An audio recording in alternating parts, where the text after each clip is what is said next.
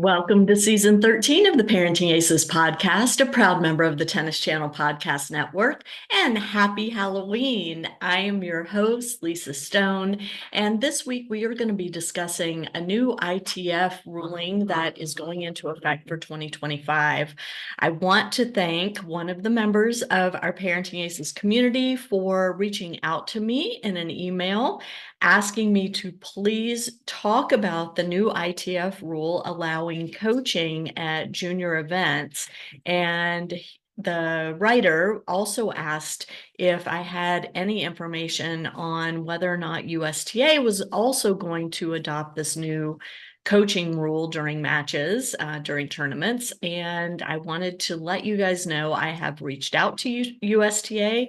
I have not gotten a response yet, but I am thrilled to have the opportunity to chat with Colette Lewis of ZooTennis, who travels to many ITF junior events throughout the year and has the chance at those events to talk to coaches, to talk to ITF insiders, to talk to players, and she is going to be able to offer us some insights on what this new rule means for ITF junior tennis, as well as what it could possibly mean for USTA junior tennis.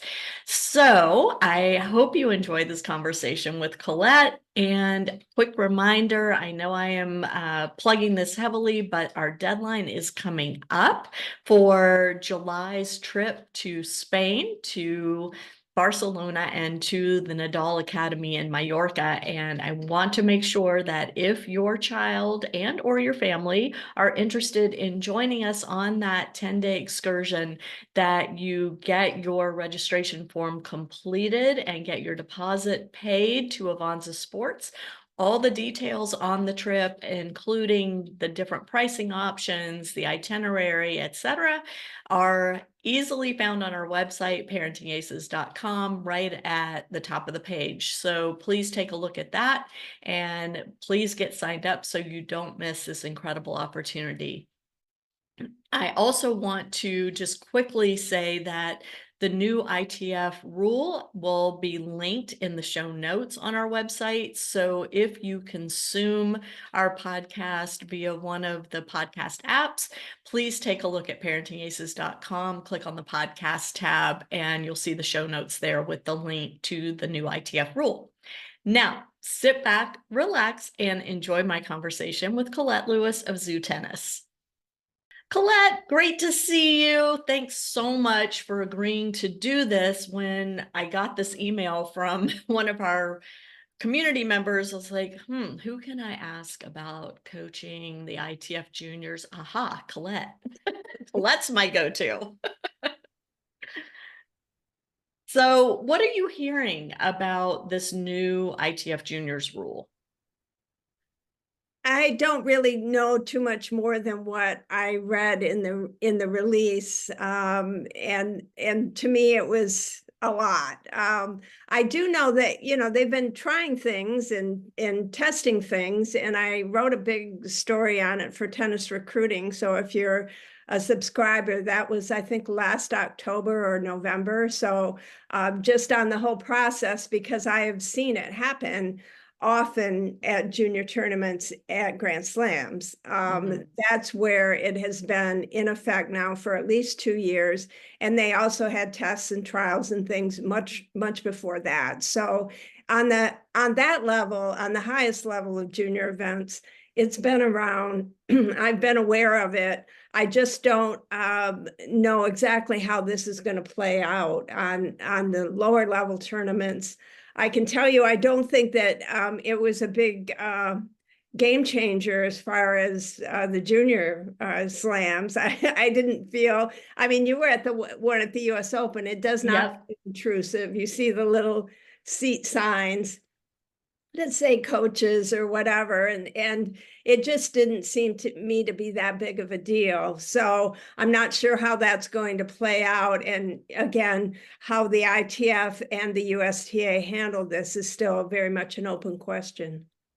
So I alluded in my intro to this episode that there's an article on the ITF Juniors website. I'm going to have a link to that in the show notes so people can go in and actually read what the ITF put out. I'll also include a link to your tennis recruiting article, Colette, because I always feel like you report the facts, but you also always have some really intelligent insights into what could happen, what may happen, and I think it gives people things to think about as we move forward. But as I mentioned also in the intro, I haven't had the opportunity to talk to anybody at the USTA. I haven't gotten any information directly from them. And I understand the concern from parents that, what if now coaching is allowed at USTA junior events? How is that going to change the landscape of junior tennis? Not everybody has a coach traveling with them to tournaments. And, does that cause a bigger divide in people that have money and can afford to pay a coach to travel with their child versus people that are, scrapping to get there and, trying to make ends meet and doing the best they can. And I'm just curious to know your thoughts on how you see this potentially playing out at the USTA level, if you have any thoughts around that. I would not be surprised, and this is totally speculation because I don't have any more information on it than you do as to what the USTA is going to do. I do think it's possible they stick with what they do now, which is just allow that coaching between the second and third sets if a match splits. I have seen that. Obviously, you have too. Everyone who's played USTA, you've seen parents fill in that role, or you've seen players call coaches. I've seen people on the phone back to their coaches if they're not there. I think if it's allowed in person during the match, which is basically what this is. I mean, they're not on court. They're not supposed to be having long conversations. They're supposed to just be brief, go right, make sure you hit to the backhand, serve to the forehand, whatever it is, that those are the things that that are done in person. That is going, if that is allowed, which it will be now at ITFs, then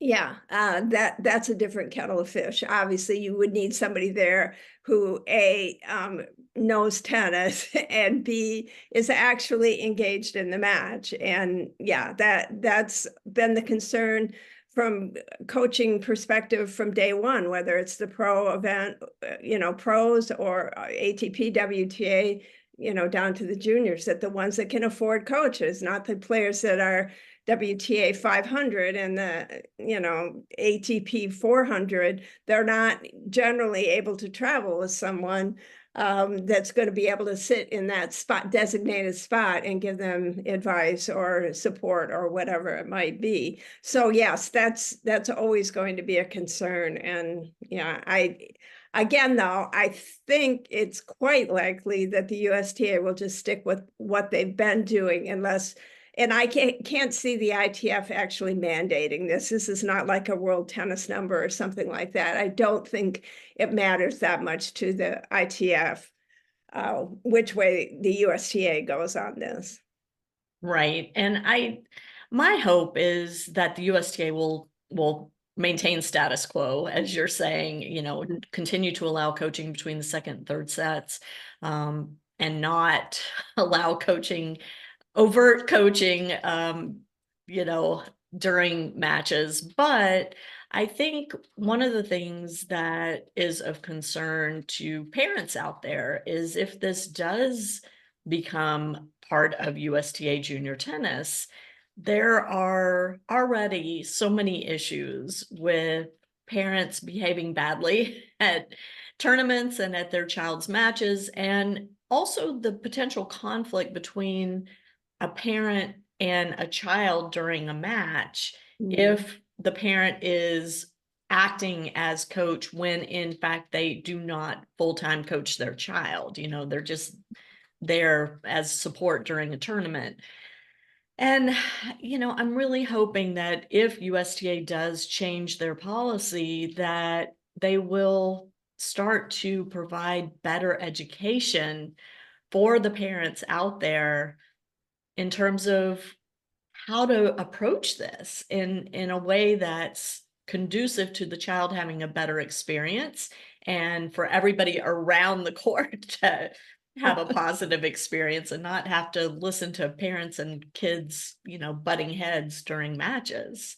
Yes, that's a good point because while I know all officials will appreciate not having to deal with this should it because that's a nightmare for an official trying to determine whether something is support or something is coaching, or just trying to detect hand signals and I mean that's one of the reasons that the ATP and WTA did it, because it was unenforceable and it just did not seem that the coaching was not happening. It just seemed like it was selectively enforced. And so that's going to be an issue. I think unless they get rid of the rule against coaching. But yeah, then you can see it swinging the other way when the officials just actually hands off. It's like, well, I don't anymore, this is between them and they have every right to talk to each other, and what can I do? So I do see that as a potential stumbling block to it. Again, though, how much it would come into play when there's so few chaired matches, I'm just not sure. I don't know how this is going to work in the ITF without chaired matches. When they did a trial, I don't know, 5 or 6 years ago, they could go on court, sort of like the WTA coaches could, and sit at a changeover, I think, or maybe it was at at a set break. I can't remember for sure because there's been several iterations of that. But yeah, it just seems like that was only for. I know it was only if a match was chaired, and of course, the vast majority of USTA events do not have chair umpires. Maybe just for the finals, or obviously Kalamazoo and San Diego, but I'm talking about just the lower level events. They simply don't until the final. So how does that get policed effectively when you're looking for that as well as everything else? I don't know. Right. And it is subjective. So it's like a lot of the rules in junior tennis that Yeah. it's up to the individual official to interpret the way that works for them. And it's not always the same interpretation that the player has or the coach has or the parents have. And there's potential for conflict there as well. But I do want to report an incident at Houston where I was at the ITF Pan Am just a couple of weeks ago, and it was a chaired match, and they chaired from the quarterfinals, if I recall. I think it was a quarterfinal match, and the chair umpire warned a parent for coaching.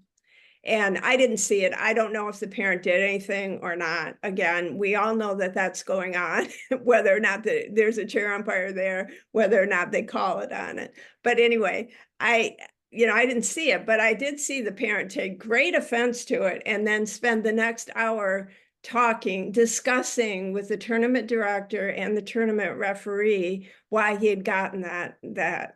And I'm all for eliminating that nonsense. It's just not that important. To waste so much time, on whether or not you did or did not violate a rule that, to me, that was just, it's like, okay, this is a good reason to get rid of coaching. And that was before they announced it. But as soon as they announced it, I said, well, the tournament director and the tournament referee in Houston are going to be very happy that they're not going to be listening to some sort of an argument over whether or not a parent was coaching, for hours on end. yeah, oh my gosh, those poor people. But I had this conversation with another coach just yesterday, and that's going to be our next podcast episode, actually. But we were talking about the fact that tennis is one of the only junior sports where kids are not allowed to be coached during competition. And is it a good thing or a bad thing that we throw them to the wolves alone out there? And, just because something's been done for decades doesn't mean it's the right thing to do, but also change for the sake of change isn't always the right thing to do either. This coach in particular was in favor of allowing coaching during junior tournaments. He felt like, if we're allowing it at the pro level, we absolutely should be allowing it for the ones that are still learning and developing. What are your thoughts on that, Colette? Yeah, I agree with that. I've always thought it was extremely ironic that, and even to take the pros out of it, just pretend like they were doing back what they were doing, 10 years ago or whenever it was, that the vast majority of the juniors were going to then go play college tennis where their coach is sitting on the court if they want to and talking to them after virtually every point. Right. And so you're taking them from a position, where they cannot get anything to being in a sense overwhelmed. I mean, I'm sure coaches know who wants to hear a lot and who doesn't and that sort of thing, but still that was a huge gap to me that did not make very much sense. And so I still think that if you are going to allow coaching, it should be at the junior level first, just because of that. And just because that's the place where the coaches are going to have the biggest impact, the kids are going to be learning the most. Now, whether it's necessary to have it, on court, and like you said, whether that just increases the gap between those who have access to that coaching and those who don't, that just gets bigger in that scenario. That's not the best. But as far as actually kids improving, I do think that having coaching is a good thing. Yeah, I mean, there are times on court where you watch a kid and you can tell that they're just lost out there. And, Yeah. how beneficial would it be to have a trusted adult say to them, take 3 deep breaths, you've got this, go back to the game plan, Right. make sure you're doing your rituals, all Yes. the things, like just the quick reminders. Right. And that is what the thrust of the rule is. They're not supposed to be giving all sorts of strategy or having a conversation or saying, why are you feeling this way or whatever. It is supposed to be, like you said, brief. And I talked to Mike Cation, who does the challengers, and of course they've had it now for quite some time as well, since the ATP has, about his impressions of how it worked. And he said, yeah, it's not really, once in a while you see players and coaches get chastised for having too much conversation, but it's more just like, okay, guys, that's not the spirit of the rule. And then, they know to stop, but that's extremely rare. Most of the time, they're just doing what they've always done. And this time they just don't feel like they have to hide it quite as much Right. at all. So that's a little bit more freedom for them, I'm sure. But yeah, he also, Mike also mentioned the have and have not part of it, which of course is very obvious at the challenger level. And, just the fact that if you're not figuring things out for yourself, always looking to your coach, having that crutch there is often not the best thing for your development or your results for that matter. So there are certainly many sides to this story. And I've never been, to be honest, I've never been really adamant one way or the other. I see both sides of the issue. Yeah, it's nice that tennis is unique and that you have to figure it out on your own. But On the other hand, especially at the junior level, just to get people to understand, get players to understand, juniors to develop, to me, that just seems like the perfect place for coaching. Yeah. And honestly, my hope is if USTA does adopt the coaching rule, that it's going to encourage kids to play more practice sets where their coach is there, actually coaching them through practice sets so that they can, again, practice those interactions so Yeah, that that's true. it's Yeah. not unique in a tournament situation. But just like everything else, coaches need to understand what the kid needs and wants in the moment of stress and pressure. And the kids need to learn how to accept that guidance in a graceful manner, and I mean, we've all seen the pros light into their coaching boxes at the big events. And I don't think any of us wants to see that at the junior level. Right.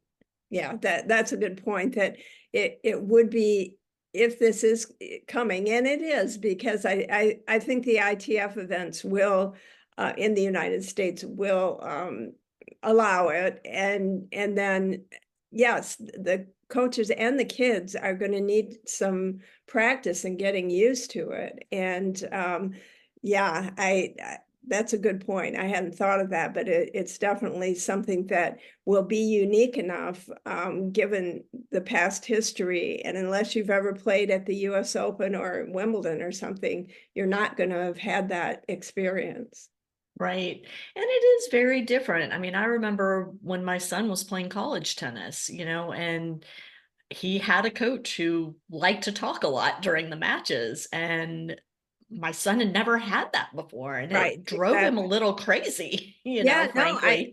I agree with that. And that's why this, stark divide between that has always struck me as extremely, unproductive for everybody. Yeah, for sure. Any other changes that you're hearing about coming to either ITF juniors or junior tennis in general? That I know you always do this great article on tennis recruiting about your thoughts for the coming year. We're almost at the end of 2024. Have you started making your list? I haven't. I usually start it when I'm at the Eddie Hearn Orange Bowl in Florida, and start thinking about that. But I love writing that story. It's one of the ones I really look forward to the most, just because it makes me think big picture rather than this individual tournament, that individual tournament. But yeah, today's announcement from the USTA that they're going to electronic line calling for national indoors, that blew me away. I was like, already? I don't even think that was on my list. Maybe for college it was, but not for juniors. I had heard that they were testing it this spring, I guess, in California. Mhm. And so I was like, well, but how bureaucracy and how long things take to have it introduced already for the indoors, I think is just, that's the best news. We'll see. That my only little bit of I don't know, is how long it might take, if matches might get bogged down a little bit, because there are unlimited challenges. And so, I Well, I will tell you, I went to two different events here in Southern California that use Swing Vision as for ELC, electronic lag and hauling, and it did not slow down the matches. And in fact, it actually sped things up because the kids, when they were questioning calls, didn't have to wait for an official to come to the court to resolve a conflict. The kids just went to the iPad, looked at the point, and it was clear as day, that yes, the yeah, call was and correct or that, no, it wasn't. yeah, I do think that will, those arguments that, are immediately resolved are much better than ones that go on for God knows. Oh, And yeah, so yeah, there's hope for that. And I don't think that it'll be abused, but it just, with no time clock, no shot clock, nothing like that. I do think it might extend some matches a little bit. But I mean, I'm totally, that's my only like conceivable issue with it. And I think I think just having it is going to keep a lot of the controversies out, because a lot of people say that just having a chair umpire really keeps those arguments out, because, they're not calling the lines, but you're not calling something egregious or even close against your opponent if you think you might be overruled, and so I do think that just having it and knowing that it's out there is going to help, just on that whole issue that's been in junior tennis ever since I have been. So Yeah, for sure. And it's interesting because when I talk to the players versus talking to the parents at the Swing Vision events, the players were 1,000% behind having Swing Vision on the court, and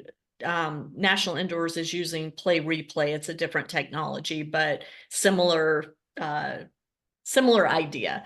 And the players felt like it allowed them to play more freely. It allowed them to relax. They didn't have to be concerned every single point whether their opponent was making a bad line call or not. They didn't have to be concerned about their own line calling. And they felt like both sides of the court were really embracing the rules of tennis, which say if the ball is 99% out, it's still 100% in. And if you're unsure, the ball is in. And they really felt that. The parents, on the other hand, some of them didn't 100% trust the technology. There was all kinds of chatter on the side about, well, it's only 98% effective, and these kinds of conversations, whereas I think there's going to need to be some education for everybody involved around the efficacy of these ELC products, and the fact that even though they're not 100% accurate, they're way more accurate than the human eye. And we all need to understand that the human eye has error built in. It depends on the angle you're sitting, the light, all kinds of things, whereas these ELC technologies are much more accurate and reliable. So I'm all for the ELC. Again, having been at 2 events where it was in use, the whole atmosphere was so much calmer. Everybody was in so much of a better mood. Even when the kids disagreed on a call, once they saw it on that little screen, that was it. That was the end of it. Okay, sorry, I missed that. Or, there was no anger or aggravation at each other. And to me, it just felt so much better. Yeah, and I even see a difference between Wimbledon, which has the challenge system, and the US Open, which has the full electronic line calling. When you have the challenge system, and this is one of my absolute hobby horses, but I hate that some courts have it and some courts don't have it for juniors at Wimbledon. I find that extremely annoying. And that's been going on for a long time, but now Wimbledon has changed to ELC. But when Wimbledon had the challenge system just this past year, on those courts, you found players getting angry at officials. It might not be each other, or, but they're still mad at somebody. But at the US Open, there is no one to be angry at except that computer, so. Right. You're right. The whole atmosphere changes because that whole grievance issue is taken off. It has to be. And even if it isn't 100, like you said, and I'm sure it's not 100% right, but it's the final word and there is no appeal. And that in itself makes it extremely effective. Yeah. And I think it's going to put the onus on the tournament directors to be very clear on the tournament website when the ELC is being used, which product is being used, and how it's being used. And, Yes. to educate the players and educate the coaches and parents who are going to be watching how this whole thing is going to work. And what I found was the tournaments that I attended, the kids picked up on it very quickly. They've grown up with this technology, so it was very simple for them. And the official would come on court and say, "This is how it works. Enter your name, do this, do this, do this. Who's serving first? Da da da da da. It's on the iPad, and now you're good to go." The parents were a little slower on the uptake, and some of the officials were a little slower on the uptake because, we've all experienced a lot of the USTA junior tournament officials are retirees they love the game, they want to give back to the game, but they did not grow up with this technology. So there's a learning curve there. And, I think we need to go into this understanding that challenge. Yeah, and I do think it might be an exceptionally difficult challenge at the indoor, not because it's indoor, that's a big plus, but because they play so many matches in so few days. It's just one of those tournaments where the kids are playing, constantly nonstop. And that, to be honest, is not the best way for education because everybody's, wanting to get off the court before 10 o'clock at night. And, that's just like, okay, whatever, let's just get this going, get this done, whatever. And so I hope that, that there is enough education out there between now and then, which is really a month away, not even, that people will understand a little bit and maybe be exposed to it a little bit. It would be nice if there were some sort of a webinar or something like that on this is how it works. I mean, a 10-minute thing on, okay, this is how it works. And that would be for officials and parents and, juniors who are competing.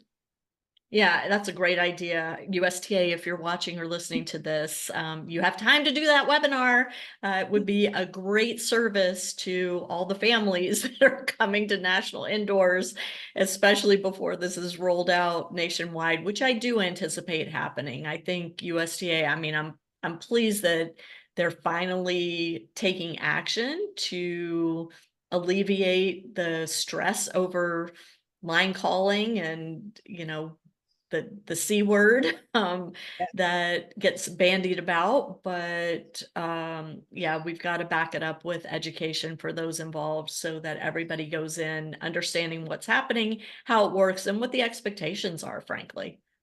Yeah, I think that would be an important thing. And yeah, I'm excited to see it because as you said, I just think it makes tournaments that that much more enjoyable, at least for me. I'm Yeah. not the drama person that wants, everybody angry and mad and all that. I prefer a non-confrontational tennis match if possible. So yeah. You and me both. And those days are long and the weeks are long, and Yeah. it's just so much more pleasurable if that piece of it is taken out. Yeah. So, anything else you're hearing that's coming down the pike? No, not, we're still waiting about the status of the Orange Bowl. It is going to be in Plantation again this year, but likely to move to Fort Lauderdale for next year and beyond. But the official word has not come out yet on that. So the expectation is it's just, legal stuff and that kind of thing, contracts signed and so forth. Renovations need to be done at the Everett Tennis Center, but waiting for that patiently. It's been a while. So that's pretty big news, but I'm delighted that it looks like it's staying in South Florida because the Orange Bowl has, though it's been in many different locations in South Florida, it has always been South Florida. And I just, traditionally, I think that's important. And the Orange Bowl committee is a huge supporter of junior tennis. And I want to make sure that they, not that I have anything to do with it, but to me, it makes total sense that they're still involved in the tournament, going forward. Mhm. And so you're going to be down in South Florida for Eddie Her and Orange Bowl? You'll be at both? Yes, it's not called Eddie Her anymore, I guess I should mention. I mean, I don't know how long I'm going to go on calling it Eddie Her, but It's Eddie Her. IMG International. Yes, I will be there for that entire thing. And then the Orange Bowl and Plantation for the 16th and 18th. I am not doing the Junior Orange Bowl this year. So that's kind of new for us, but it conflicts with the Orange Bowl, the bigger Orange Bowl, the dates, and it's just not workable for me. So I'll miss the 12s and 14s because you see a lot of fun stuff there. But yeah, I hope to catch up with all those people at Eddie Her. So Awesome. Awesome.